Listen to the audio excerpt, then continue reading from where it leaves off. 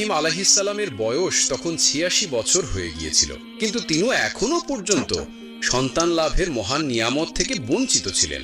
একদিন নিঃসঙ্গ অবস্থায় চোখে আসার প্রদীপ জ্বালিয়ে অন্তরে দৃঢ় ঈমানের আলো নিয়ে তিনি তার প্রতিপালকের দরবারে সেজদায় লুটিয়ে পড়লেন। আমার প্রিয় রব, আমাকে একটি নেক ও সৎ পুত্র দান করুন। আল্লাহ রাব্বুল ইজ্জতের শান দেখুন, এই মহান নবীর দোয়া কবুল হয়ে গেল। কিছু সময় পরে হযরত ইব্রাহিম আলাইহিসসালামের দ্বিতীয় স্ত্রী হযরত হাজেরা রাদিয়াল্লাহু তাআলা আনহার পবিত্র গর্ভ থেকে জন্ম নিল একটি সুন্দর নুরানি মুখাবয়ালা শিশু। এই শিশু কোনো সাধারণ শিশু ছিলেন না, তিনি ছিলেন এক মহান নবী, হাজেরা ইসমাইল আলাইহিসসালাম। হযরত হাজেরা রাদিয়াল্লাহু তাআলা আনহার জন্য এটি ছিল এক অপার আনন্দের মুহূর্ত। তার চোখে আনন্দাশ্রু ছিল, আর অন্তর ছিল আল্লাহর এই মহান নিয়ামতের জন্য শুকরিয়া ও কৃতজ্ঞতায় পূর্ণ। হযরত ইব্রাহিম আলাইহিসসালামের জীবনে এই এক উজ্জ্বল নক্ষত্রের মতো মুহূর্ত ছিল। কিন্তু যেখানে খুশি থাকে সেখানে পরীক্ষা আসা অবধারিত। হযরত ইব্রাহিম আলাইহিসসালামের প্রথম স্ত্রী হযরত সারা, যিনি জন্মগতভাবে বন্ধা ছিলেন, তিনি সহ্য করতে পারলেন না যে হাজেরা রাদিয়াল্লাহু তাআলা আনহার ঘরে সন্তান হয়েছে। তার অন্তরে হিংসার কাঁটা বিঁধতে লাগলো। একদিন হযরত সারা হযরত ইব্রাহিম আলাইহিসসালামকে বললেন, হাজেরা এবং তার ছেলেকে এখান থেকে দূরে নিয়ে যান। হযরত ইব্রাহিম আলাইহিসসালাম এর অন্তর ভারাক্রান্ত হয়ে উঠল। একদিকে ছিলেন তার সম্মানিত স্ত্রী হযরত সারা, অন্যদিকে ছিলেন সেই নারী যিনি আল্লাহর হুকুমে তার জন্য ঘর বেঁধেছিলেন, আর ছিলেন সেই প্রতীক্ষিত পুত্র হযরত ইসমাইল আলাইহিসসালাম, যার জন্য তিনি বহু বছর ধরে দোয়া করেছিলেন। কিন্তু নবীদের অন্তর কখনো নিজেদের চাওয়ার সামনে নয়, বরং আল্লাহর হুকুমের সামনে নত হয়। ঠিক সেই মুহূর্তেই আল্লাহ তাআলা পক্ষ থেকে ওহী বা হুকুম নাজিল হলো, হে ইব্রাহিম, হাজেরা এবং ইসমাইলকে আমার হুকুমে এক নির্জন স্থানে রেখে এসো। হযরত ইব্রাহিম আলাইহিসসালাম আল্লাহর হুকুম পালনে প্রস্তুত হলেন। তিনি হযরত হাজেরা রাদিয়াল্লাহু তাআলা আনহা ও ছোট্ট ইসমাইল আলাইহিসসালামকে নিয়ে রওনা হলেন।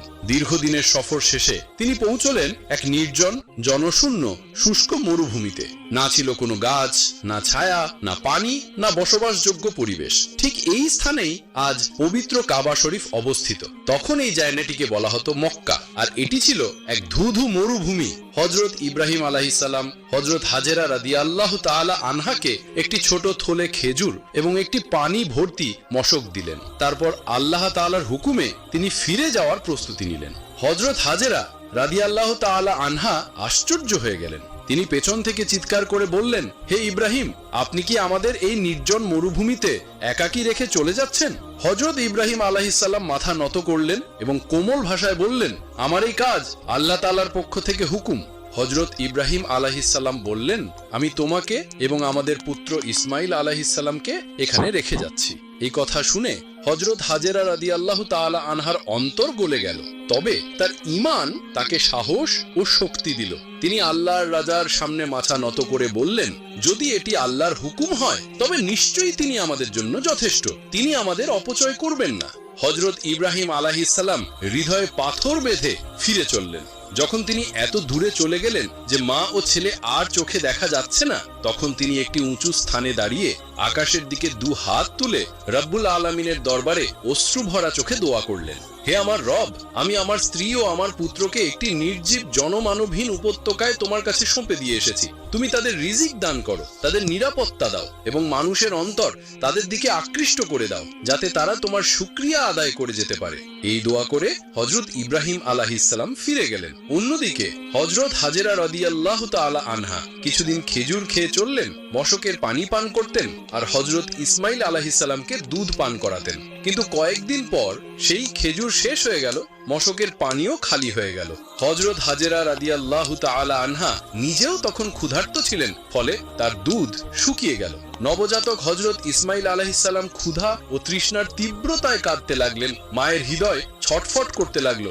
সন্তানের কষ্ট সহ্য না করতে পেরে হযরত হাজেরা রাদিয়াল্লাহু তাআলা আনহা তীব্র উদ্বিগ্ন হয়ে পড়লেন এবং অবিলম্বে পানির সন্ধানে বেরিয়ে পড়লেন। কাছেই ছিল একটি পাহাড়, সাফা পাহাড়। তিনি সেদিকে দৌড়ে গেলেন, হয়তো কোথাও কোনো কাফেলা দেখা যাবে বা পানির কোনো আশার রেখা মিলবে। কিন্তু সাফা পাহাড় থেকে কিছুই দেখা গেল না, না কোনো মানুষ, না কোনো ছায়া। তিনি হতাশ হয়ে উপত্যকার দিকে ফিরে এলেন। কোনো উপায় না দেখে এবার তিনি সাহস হারালেন না। বরং কাছাকাছি আরেক পাহাড় মারওয়ার দিকে ছুটে গেলেন।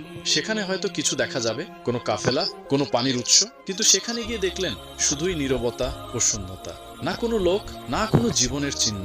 তবে একজন মায়ের ভালোবাসা কখনো হেরে যায় না। হযরত হাজেরা রাদিয়াল্লাহু তাআলা আনহা সাফা ও মারওয়ার পাহাড়ের মাঝে 7 বার দৌড়ালেন। তিনি কখনো সাফা থেকে মারওয়ায় যেতেন, আবার মারওয়া থেকে সাফায় ফিরতেন। কখনো পাহাড়ে উঠে চারদিকে তাকিয়ে দেখতেন দূর কোথাও কোনো কাফেলা বা মানুষ দেখা যায় কিনা। আবার নিচে নেমে এসে দেখতেন নবজাতক হযরত ইসমাইল আলাইহিস সালাম কষ্টে কাঁদছে। তার হৃদয়ে ছিল একটিমাত্র চিন্তা, যে কোনোভাবে পানির ব্যবস্থা করতে হবে। যেখান থেকেই হোক একটু পানি যদি পাওয়া যেত, কোনো সহায়তা যদি এসে পৌঁছাতো, আল্লাহর কোনো বান্দা যদি চোখে পড়তো।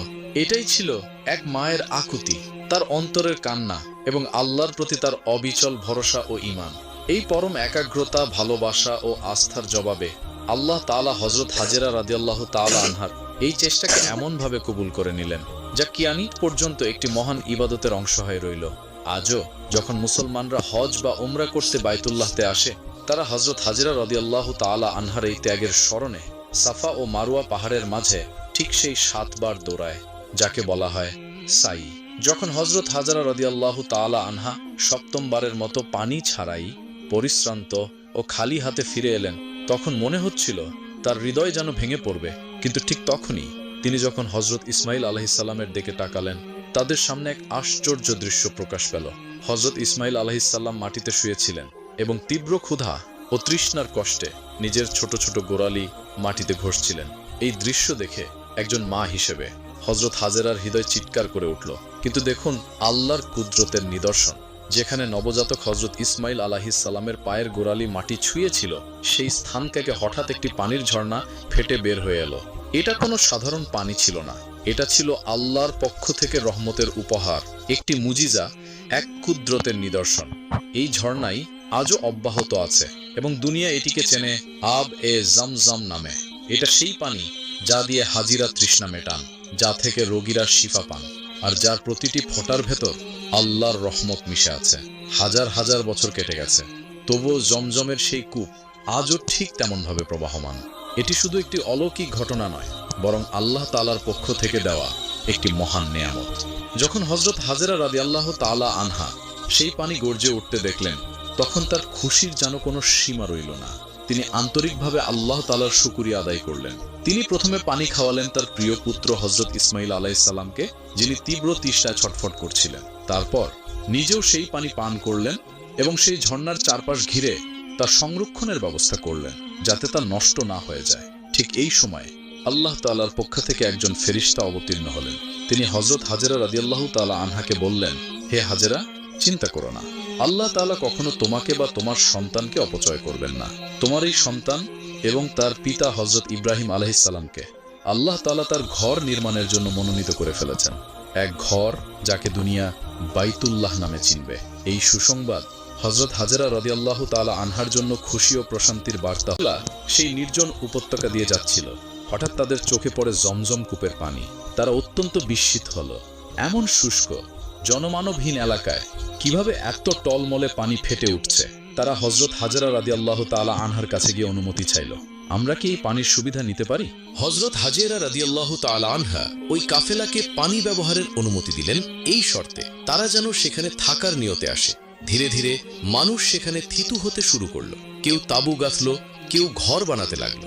এভাবেই সেই জনমানবহীন মরুভূমি একটি বসতিতে রূপ নিতে লাগলো। এই পরিবেশেই বেড়ে উঠতে থাকলেন হযরত ইসমাইল আলাইহিস সালাম। তিনি সেখানেই খেলতেন, বড় হতেন আর আল্লাহর রহমতের মাঝে লালিত পালিত হতেন। আল্লাহ তাআলা কেবল পানি দান করেননি, শীঘ্রই সেই উপত্যকায় খেজুর গাছও গজিয়ে উঠল। হযরত হাজেরা রাদিয়াল্লাহু তাআলা আনহা সেই খেজুর খেয়ে ও জমজমের পানি পান করে নিজে ও তার সন্তান ইসমাইল আলাইহিস সালামকে লালন পালন করতেন। প্রতিটি মুহূর্তে তিনি আল্লাহর শুকরিয়া আদায় করতেন। সময় পেরোতে পেরোতে আল্লাহ তাআলার নাজিলকৃত আব এ জমজম এর বরকত চারদিকে ছড়িয়ে পড়তে লাগলো। শুধু মানুষ নয়, পাখিরাও সেই দিকেই আকৃষ্ট হয়ে এলো। তারা জমজম থেকে পানি পান করত, খেজুর গাছ থেকে ফল খেত, আর সেই এক সময়কার নির্জন উপত্যকায় জীবনের গন্ধ ছড়িয়ে দিত। যখন কোনো কাফেলা দূর থেকে সেই পাখিদের ওড়াউড়ি দেখত, তারা বুঝত অবশ্যই সেখানে পানি আছে, কারণ পাখিরা সবসময় পানির আশেপাশেই বসতি গড়ে। যখন তারা কাছে আসতো তখন এক আশ্চর্য দৃশ্য তাদের সামনে ফুটে উঠত। চলমান ঝর্ণা, সবুজ খেজুর বাগান, আর এক নেককার মহিলা তার ছোট্ট সন্তানকে নিয়ে সেখানে বসবাস করছেন। এই দৃশ্য দেখে অনেকেই সেখানে স্থায়ী হয়ে গেল। কেউ ব্যবসা শুরু করলো, কেউ পরিবার গড়ে তুলল। এভাবেই ধীরে ধীরে সেই জনমানবহীন মরুভূমি একটি গ্রামে রূপান্তরিত হলো। তারপর একটি জনবহুল নগরীতে রূপ নিল। কারণ সেখানে কেবল পানি আর ফল ছিল না, ছিল আল্লাহ তাআলার বিশেষ রহমত ও বরকত। এবং সেই ঝর্ণা যেটি হযরত ইসমাইল আলাইহিস সালামের নরম ছোট্ট গোড়ালি থেকে ফুটে বের হয়েছিল, আজও অব্যাহতভাবে প্রবাহমান। অনেক বছর পর হযরত ইব্রাহিম আলাইহিস সালাম মক্কা মুকাররমায় আবার ফিরে এলেন। তিনি দেখলেন হযরত হাজেরা এবং হযরত ইসমাইল আলাইহিস সালাম ভালো অবস্থায় আছেন। এখন পর্যন্ত মক্কা একটি ছোট কিন্তু সমৃদ্ধ বসতিতে পরিণত হয়েছিল। আব-এ জমজমের কারণে সেখানে পানি ছিল প্রচুর, খেজুর গাছগুলো ছায়া দিচ্ছিল, আর বিভিন্ন গোত্রের মানুষ এসে সেখানে বসবাস শুরু করেছিল। হযরত ইব্রাহিম আলাইহিস সালাম দেখলেন তার সন্তান হযরত ইসমাইল আলাইহিস সালাম একজন সাহসী, পরিশ্রমী এবং খোদাভীরু যুবকে পরিণত হয়েছেন। তিনি মানুষের সাহায্য করতেন, কূপ থেকে পানি তুলতেন, খেজুর সংগ্রহ করতেন, তীরন্দাজি ও শিকারে দক্ষ ছিলেন এবং তার মায়ের প্রতি গভীর শ্রদ্ধা পোষণ করতেন। প্রিয় বন্ধুরা, বর্ণনায় আসে একবার হযরত ইব্রাহিম আলাইহিস সালাম মক্কায় এমন এক সময় এলেন যখন হযরত ইসমাইল আলাইহিস সালাম বাড়িতে ছিলেন না। হযরত হাজেরা রাদিয়াল্লাহু তাআলা আনহা তাকে সন্তানের অবস্থার কথা জানালেন এবং বললেন, আল্লাহ তাআলা আমাদের প্রতি অশেষ দয়া করেছেন। এরপর কিছু সময় পর হযরত ইব্রাহিম আলাইহিস সালাম আবার এলেন। এইবার হযরত ইসমাইল আলাইহিস সালাম উপস্থিত ছিলেন। বাবা ছেলের সেই আবেগ ঘন সাক্ষাৎ ছিল একটি অতল শান্তি ও গভীর প্রভাবময় দৃশ্য। বছরের পর বছর পর একজন পিতা তার সেই সন্তানকে দেখলেন যাকে তিনি আল্লাহর আদেশে একটি নির্জন মরুভূমিতে এক সময় ছেড়ে এসেছিলেন, এবং আজ সেই সন্তান হয়ে উঠেছে একজন সৎ, আনুগত্যশীল ও চরিত্রবান যুবক। হযরত ইব্রাহিম আলাইহিস সালাম তার পুত্রের সঙ্গে কিছুদিন কাটালেন। তারা একসাথে ইবাদত করতেন, লোকদেরকে তাওহীদ, একনিষ্ঠতা আর উচ্চ নৈতিকতা শেখাতেন। হযরত ইসমাইল আলাইহিস সালাম তার পিতার কাছ থেকে আল্লাহর পরিচয় ও নবুয়তের আদব শিখলেন। এ সময়ে হযরত ইব্রাহিম আলাইহিস সালাম লক্ষ্য করলেন মানুষ ধীরে ধীরে মূর্তি পূজায় লিপ্ত হয়ে পড়ছে। তিনি তখন ছেলেকে নসিহত করলেন, বেটা, আল্লাহর রজ্জুকে দৃঢ়ভাবে আঁকড়ে ধরো। তুমি যদি একাই থাকো তবুও হকের ওপর অটল থেকো। হযরত ইসমাইল আলাইহিস সালাম দৃঢ় প্রত্যয়ের সাথে জবাব দিলেন, আব্বাজান, আপনি যেমনটি শিখিয়েছেন আমি ঠিক তেমনটিই করব। এরপর বাবা ও ছেলে একসাথে এই মানুষদের মধ্যে ইসলামের দাওয়াত, সত্যের বার্তা আর আল্লাহর ইবাদতের আহ্বান ছড়িয়ে দিতে লাগলেন। প্রিয় বন্ধুরা, যখন মক্কা নগরী ভালোভাবে গড়ে উঠল এবং হযরত ইসমাইল আলাইহিস সালাম যুবক হয়ে উঠলেন, তখন আল্লাহ তাআলা হযরত ইব্রাহিম আলাইহিস সালামকে আরো একটি মহান আদেশ দিলেন। এবার তিনি আদেশ করলেন খানায়ে কাবা নির্মাণ করার জন্য। আল্লাহ তাআলা কুরআনে ইরশাদ করেন, স্মরণ করো সেই সময়কে যখন আমি ইব্রাহিমকে কাবার স্থান দেখিয়ে বলেছিলাম, আমার সঙ্গে কাউকে শরীক করো না এবং আমার এই ঘরকে পবিত্র রাখো তাদের জন্য যারা তাওয়াফ করবে, নামাজ আদায় করবে, রুকু করবে আর সিজদা করবে। সূরা হজ আয়াত 26। হযরত ইব্রাহিম আলাইহিস সালাম আল্লাহর আদেশ অনুযায়ী সেই পবিত্র স্থানে খানায়ে কাবা নির্মাণ শুরু করলেন, যেখানে এক সময় হযরত আদম আলাইহিস সালাম বাইতুল্লাহ তৈরি করেছিলেন, কিন্তু সময়ের সঙ্গে সঙ্গে সেটি হারিয়ে গিয়েছিল। এবার হযরত ইব্রাহিম ও হযরত ইসমাইল নতুন করে তার ভিত্তি স্থাপন করলেন। হযরত ইসমাইল পাথর এনে দিতেন আর হযরত ইব্রাহিম তা জোড়া লাগাতেন। যেভাবে কাবার দেয়াল উচ্চতা পেতে লাগলো, হযরত ইব্রাহিম আলাইহিস সালাম একটি বিশেষ পাথরের ওপর দাঁড়িয়ে কাজ চালিয়ে যান। সেই পাথর আজও বিদ্যমান, যেটাকে আমরা মাকামে ইব্রাহিম নামে জানি। নির্মাণকালে দুই নবী সবসময় আল্লাহর দরবারে দোয়া করতেন, হে আমাদের রব, এই কাজ আমাদের পক্ষ থেকে কবুল করে নাও, নিশ্চয়ই তুমি সর্বশ্রোতা, সর্বজ্ঞ। সূরা বাকারা আয়াত 127। এটা ছিল এমন এক মুহূর্ত যেখানে শুধু ইট পাথর নয়, ঈমান, তাওয়াক্কুল ও ত্যাগ দিয়ে আল্লাহর ঘরের ভিত্তি স্থাপন করা হচ্ছিল। যখন খানায়ে কাবার নির্মাণ সম্পন্ন হলো, আল্লাহ তাআলা আবার আদেশ করলেন, ইব্রাহিম, মানুষকে হজের জন্য আহ্বান করো আর মানুষের মাঝে হজের ঘোষণা দাও। তারা তোমার কাছে আসবে পায়ে হেঁটে ও দীর্ঘ পথ পাড়ি দেওয়া উটের পিঠে চড়ে। তারা আসবে যেন উপকার লাভ করতে পারে আর নির্দিষ্ট দিনে আল্লাহর নাম স্মরণ করতে পারে। সূরা হজ আয়াত 27-28। হযরত ইব্রাহিম আলাইহিস সালাম একটি উঁচু পাহাড়ে উঠলেন আর উচ্চ কণ্ঠে আহ্বান করলেন, হে মানব জাতি, এসো, তোমাদের রব আর খানায়ে কাওবার জিয়ারতে এসো। আল্লাহ তাআলা এই ডাক পৌঁছে দিলেন পৃথিবীর সকল আত্মা ও রূহের কাছে। এভাবেই হজের সূচনা হলো। সেই দিন থেকে আজ পর্যন্ত প্রতি বছর লক্ষ লক্ষ মুসলমান এই আহ্বানে সাড়া দিয়ে বাইতুল্লাহ দিকে রওনা হন। তারা আসেন ইবাদত, আল্লাহর শুকরিয়া আদায় এবং ত্যাগ ও কুরবানির শিক্ষা বুকে ধারণ করে। সুপ্রিয় দর্শক, হযরত ইব্রাহিম আলাইহিস সালামের আরেকটি ঘটনা আছে যা শুনলে আপনি অবাক হয়ে যাবেন। হযরত ইব্রাহিম আলাইহিস সালামের পিতা আজর ছিলেন একজন কট্টর মূর্তি পূজক। তিনি নিজে মূর্তি তৈরি করতেন এবং সেগুলোর পূজা করতেন। একদিন পিতা আজর যুবক হযরত ইব্রাহিম আলাইহিস সালামকে ডেকে বললেন, বাবা, তুমি এই মূর্তিগুলো বাজারে নিয়ে গিয়ে বিক্রি করে আসো। তখন হযরত ইব্রাহিম আলাইহিস সালাম এখনো নবুয়ত পাননি। তিনি কৌতূহল বশত তার পিতাকে জিজ্ঞেস করলেন, আব্বাজান, এই মূর্তিগুলোর শক্তি ও ক্ষমতা কি? ছেলের মুখে এমন প্রশ্ন শুনে পিতা আজর বললেন, এই মূর্তিগুলোর শক্তি ও ক্ষমতা হলো তারা আসমান, জমিন এবং পৃথিবীর সবকিছু সৃষ্টি করেছে, ইভেন আমাদেরও। তারাই আমাদের খোদা, তাই তাদের উপাসনা ও প্রার্থনা করতে হবে। এই কথা বলে আজর মূর্তিগুলো একটি ঝুড়িতে ভরে হযরত ইব্রাহিম আলাইহিস সালামের মাথায় তুলে দিলেন। এরপর তিনি সেই ঝুড়ি মাথায় করে বাজারের উদ্দেশ্যে রওনা দিলেন। রাস্তায় যেতে যেতে হযরত ইব্রাহিম আলাইহিস সালামের প্রস্রাবের প্রয়োজন হলো, তাই তিনি ঝুড়িটি নামিয়ে রাস্তার পাশে রেখে প্রস্রাব করতে গেলেন। কিছু সময় পর ফিরে এসে তিনি দেখলেন মূর্তিগুলোর শরীর ভেজা। এমন দৃশ্য দেখে তিনি মূর্তিগুলোকে জিজ্ঞেস করলেন, কি ব্যাপার, তোমাদের শরীর পানিতে ভিজেছে কেন?